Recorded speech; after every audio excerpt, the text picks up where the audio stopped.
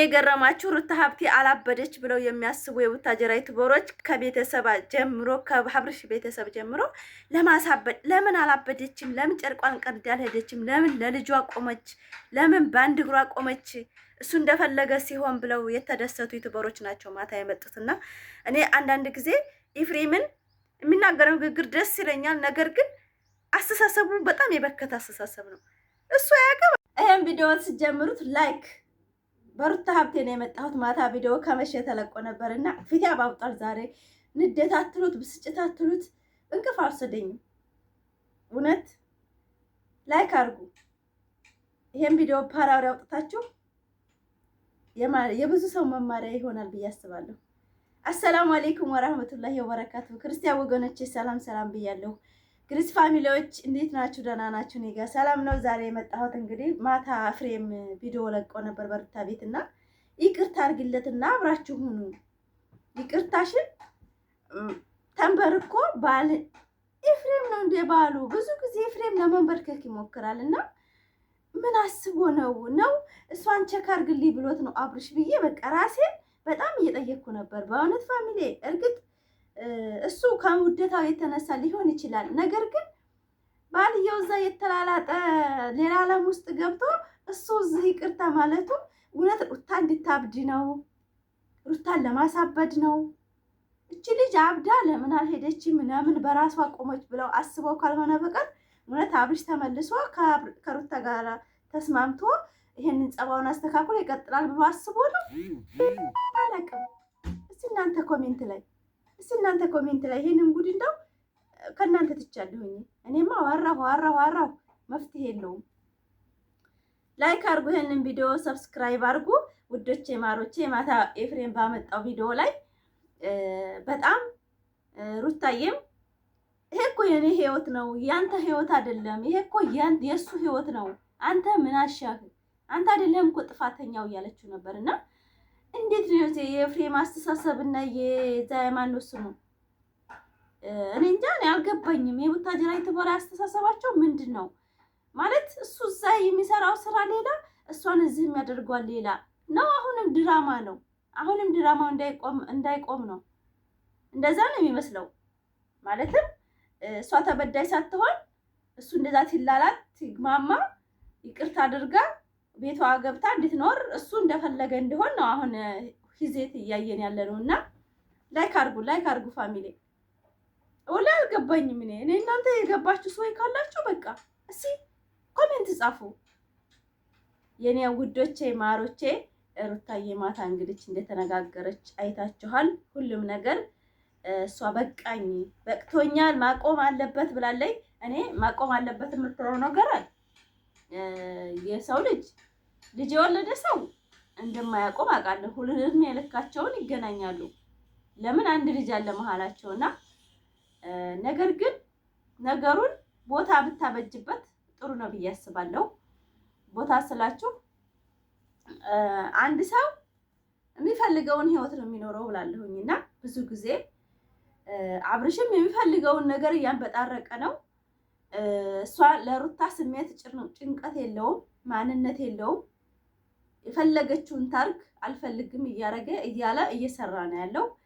ይሄ ደግሞ ራሱን ነው ዝቅ ያደረገው እንጂ እሷን ነው ብዬ አላስብም። እሷም እርግጥ ምንም እንደማታገለግል ርካሽ ዕቃ አድርጎ ነው እየቆጠራት ያለው። ምንም እንደማታመጣ እያሳያት ነው። ግን እኔ ሁለተኛ እንደኔ እንደፋፊ ወላሂ ለአዚም በሱ ባጠገብ አልሄድም። እኔ እንደኔ እንደራሴ ከዛ ከሰውዬ አጠገብ አልሄድም። እንደዚህ አድርጎኝ በላይ ላይ አቤት ሰው የሰው መውደድ አላትና ሰው ያደረገችው ሚስቱ ዛሬ ላይ ምንም እንደማታገለግል ሌላ ሴት መጣ አብራ እንደምትኖር አድርጎ እያሳያት እያለ እኔ የሱን ስም አልጠራም ነበረ። ሩታዬም ገና ናት፣ አልቆረጣላትም ብዬ አስባለሁ። ለምን የመጀመሪያ ባሏ ስለሆነ። ይሄ ነው የሚያመለክተው። የመጀመሪያ ባል ምንም ብታረጉለት፣ ምንም ብታረጋችሁ፣ ምንም ቢላችሁ እርሜ ልካችሁን ከህይወታችሁ አይወጣም ይባላል። እና ማለትም የማታውቁትን ነገሮች የሚያሳያችሁ ነገር ስላለ በጣም ብዙ ነገሮችን በቃ የእሱን ጸባይ ብዙ ትላበሳላችሁ፣ የመጀመሪያ ባላችሁን ጸባይ እና ከዛ ከሰው ላይ ለመቁረጥ ትቸገራላችሁ ብዬ አስባለሁ። ያው ትዳርም ላይ ሆኜ እንዳየሁት ሳወራ ከዛ ከሰው ለመራቅ በጣም ብዙ መስዋዕት ትከፍላላችሁ። ማለትም ምንም አይታችሁ አታውቁም። ትዳራችሁ አንድ ሰው ነው፣ አላማችሁም ያ ነው። ሴትነታችሁን አሳልፋችሁ ስትሰጡ ጠቅላችሁ ከባላችሁ ጋር ነው የምታስቡት እና ሩታም ያ ነገር አለባት ውስጧ ገና ነው ብዬ አስባለሁ እንጂ የእሱ ቤተሰቦች ሲጠሯት ቪዲዮ አትገባም፣ ቪዲዮ አትቀረጽም ነበረ። የቆረጠ ሴት አትቀረጽም። በእውነት እኔ ባጠገቡ አልሄድም አልኳችሁ። ከዛ ከጠላሁት ባል ላይ ከቆረጠልኝ ባል ባጠገቡ አልሄድም። በቃ ምን ይሰራልኛል? ህይወቴ ለምንድን ነው የማጨልመው? አሁን እኮ እሷ ለወደፊት ህይወቷ ለራሱ ያስፈራል።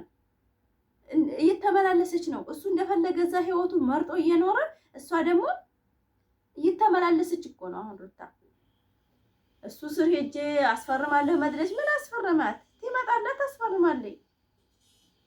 ማታ ለራሱ አልመጣም ማለት ነው ብላ ጥርሷን ነከሰች። ምን አስነከሳት? እሱ እኮ መርጧል፣ ህይወቱን መርጧል።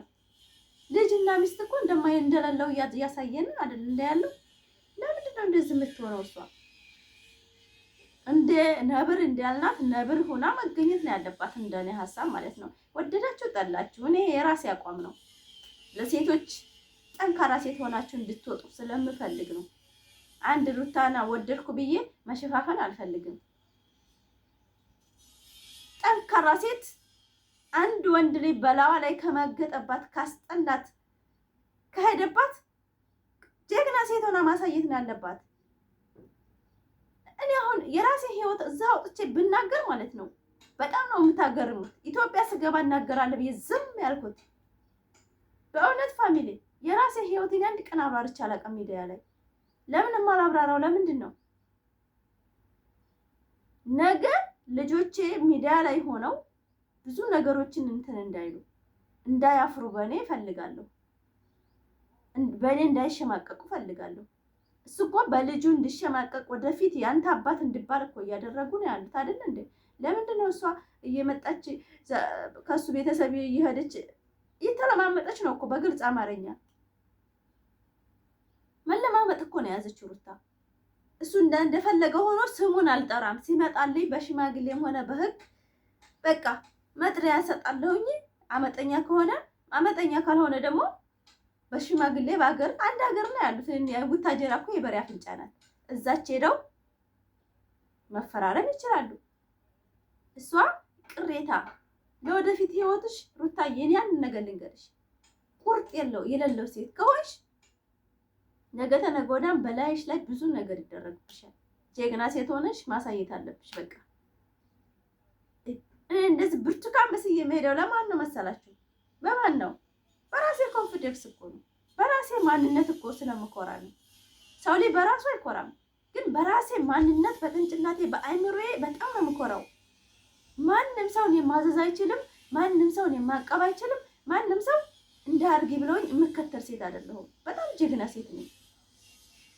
ወላሂ እላችኋለሁ። እኔ ማንም ሰው እኔን በቃ ያለውትን ቢሉኝ ማለት ነው እኔ ጋር ያለውን ነገር ስለማቅ አልሰበርም፣ አልጉላላም፣ አልለማመጥም። በቃ ኮራጅንን ብዬ መኖር ነው የምፈልገው። ማንም ሰው የራሱን ህይወት እንደሚኖር አውቃለሁ። ቤተሰብም ሁሉም ማንኛውም ሰው ራሱ የሚፈልገው ህይወት እንደሚኖር ነው የማውቀው። አለቀ። የኔን መጥቶ የኔን ህይወት ለመበጥበጥ ለመረበሽ የሚፈልግ ሰው ቦታ አልሰጥም። ለሽ ቦታ ሰጠዋለሁ? ማን ነው እሱ? የራሱን ህይወት በምን አይነት እየመራ ነው ያ ሰው? የራሱ ህይወት የተንበሰቋቆለበት ሰው እኮ ነው ሰው ህይወት መጥቶ የሚያንበሳቆለው። ቀጥ ያለ እኮ ትዳር ያለ ሴት ማለት ነው የራሷን ትዳር ይዛ የምትመራ ሴት ልክ እንደ ፋፊ ማለት ነው ጀግና ሴት ነው የምትሆነው። በእውነት በራሴ አቋም፣ በራሴ ህይወት፣ በራሴ ማንነት ደስተኛ ከሆንኩኝ ለሰው ልጅ ደስታ ነው የምመኘው። ለሰው ልጅ ክፋት አልመኝም። በቃ እድሜ ልክን አንድ ባል ይገባል። ያ ሰውዬ ጋራ አጣም አገኘም ተቸገረም መኖር ይችላል በፍቅር ማለት ነው። እንደዚህ ነው ካለ ደግሞ በመነጋገር ፈተሽ ያ ሰውዬ የህይወቱን መቀጠል ከፈለገ ሌላ ሴት ማግባት ከፈለገ ማግባት ይችላል። ስቴፕ ጠብቆ እኔን ነክቶ አይደለም፣ የኔን መብት ነክቶ አይደለም፣ እኔን ረግጦ እኔን እንዳርካሽ አድርጎ አይደለም። እሱ የራሱን ህይወት ሌላን ከቻለ ማለት ነው። እንደ እስልምና ነው የማወራው፣ እንደ ክርስቲያን ወገኖች አይደለም። ከቻለ ማለት ነው። እኔ እንደዚህ የቤት እመቤት አድርጎን እኔን የሚይዘኝ ከሆነ መብቱን አልነክፈውም።